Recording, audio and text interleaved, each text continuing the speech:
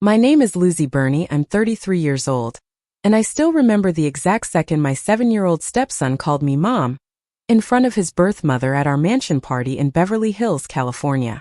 It should have been a sweet little moment, but instead, Vanessa's champagne glass slipped from her hand and shattered across the marble floor. She stared at Mason like he had just committed some unforgivable crime. Then she looked at me and screamed, "He hates you, Losy. He always has." The entire room went dead silent. I froze beside the grand staircase, surrounded by expensive suits, designer dresses, and people who suddenly seemed very interested in their phones. Mason's smile disappeared. "But Mom," he started, and Vanessa grabbed his arm so quickly that he flinched. "Don't call her that," she snapped. My husband Ryan rushed toward us, but Vanessa stepped back and pointed at me. "You've been manipulating him for months. You wanted everyone here to think you're his real mother." No way. I had spent 2 years doing the exact opposite. I never asked Mason to call me Mom. I never spoke badly about Vanessa. I never tried to take her place. In fact, I had one rule from the day Ryan and I married. Mason would always know that he had a mother, and I would simply be Losy. Every Friday we made grilled cheese sandwiches together. Every Sunday we watched old superhero movies. When he had nightmares, he knew he could knock on my door. That was our relationship. Quiet, natural, and never forced. So why had Vanessa chosen that exact night to accuse me in front of everyone? I thought I was dealing with a jealous mother. I was wrong. Because 3 weeks later, a lawyer delivered a sealed envelope to our front door containing photographs, messages, and one shocking piece of evidence that made my stomach drop. Someone had been planning that party confrontation long before Mason ever walked up to me. And the worst part? Mason had unknowingly been helping them. I wanted to believe Vanessa had simply lost her temper, but the next morning made that impossible. At 7:14 a.m., Ryan's phone buzzed while we were sitting at the kitchen island, and the message from Vanessa said, "Mason is emotionally confused because of Losy. Until this is resolved, she needs to stay away from him." I actually laughed because I thought she had to be kidding me. But Ryan didn't laugh. He read the message twice, then looked at me and said, "This is serious." By noon, Vanessa had sent him screenshots of old conversations, photographs from family dinners, and even a picture of Mason sitting beside me on Christmas morning. She had circled his arm around my waist and read and written, "This is not normal."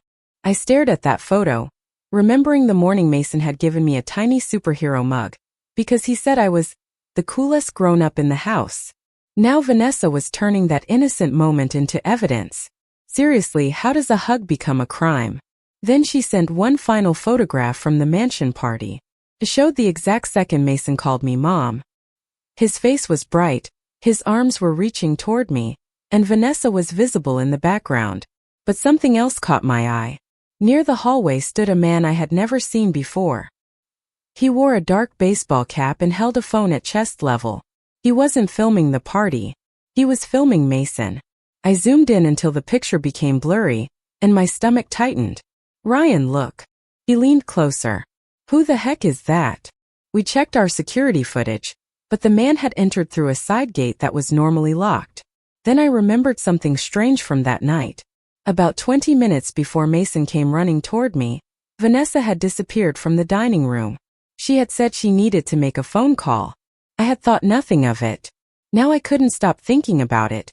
The following evening, Mason came home unusually quiet. He didn't ask for our superhero movie. He didn't touch his grilled cheese. He just sat at the kitchen table, twisting his napkin between his fingers. When I asked if something was wrong, he looked at me with frightened eyes and whispered, "Losy, I'm not supposed to tell you what Mommy made me promise." My heart stopped.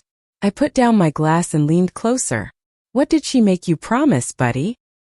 He looked toward the hallway before whispering, "I had to say something at the party." Mason swallowed hard and looked at the floor. "Mommy said if I called you Mom in front of everybody, something would happen." My heart started pounding. "What kind of something?" I asked, trying to keep my voice calm. He shrugged. "She said people would finally see who you really are." I didn't push him any further. I had learned enough to know that scared kids need safety, not interrogation. I told him he hadn't done anything wrong and sent him upstairs to get ready for bed. The second his bedroom door closed, I called Ryan. We checked the mansion security footage again, this time frame by frame. And there he was, the mystery man. He hadn't just recorded Mason. Before the party started, he had met Vanessa beside the side gate. Ryan's face went pale. "Losy, I swear I didn't know she was planning anything." "I believe you," I said.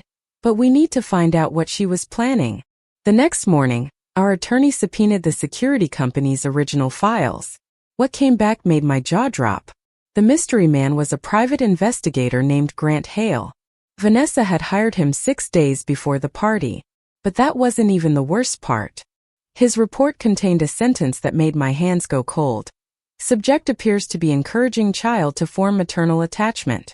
That was their story. They were trying to turn ordinary love into manipulation. Then Ryan found an older message between Vanessa and Grant. It said, "I need something undeniable. If Mason calls her mom, make sure you capture it clearly." I stared at the screen.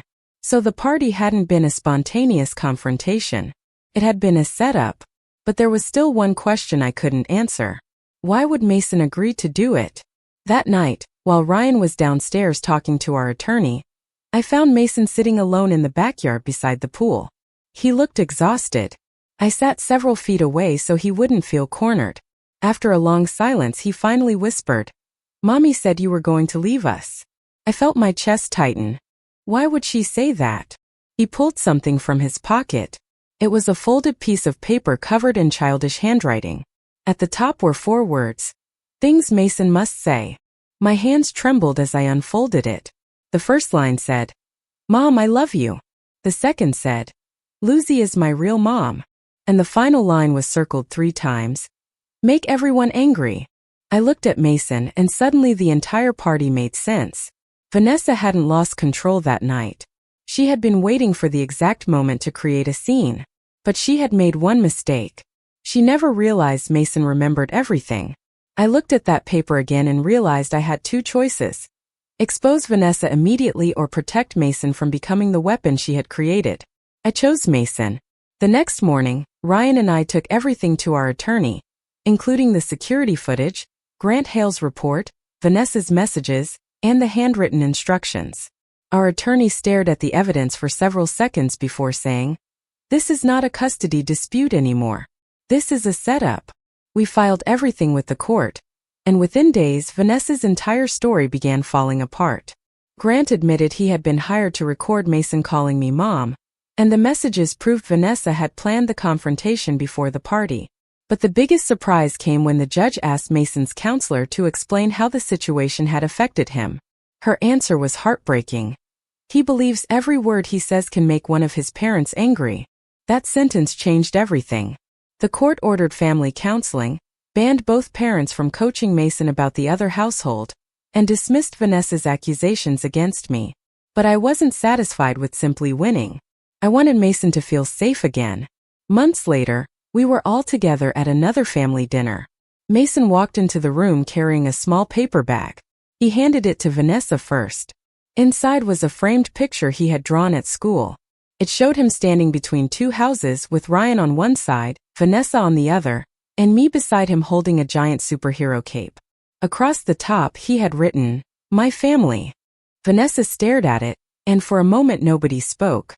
Then Mason looked at me and smiled. "Losy, you know what?" I smiled back.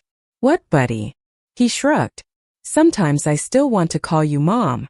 Vanessa took a slow breath, and instead of getting angry she said, "That's okay."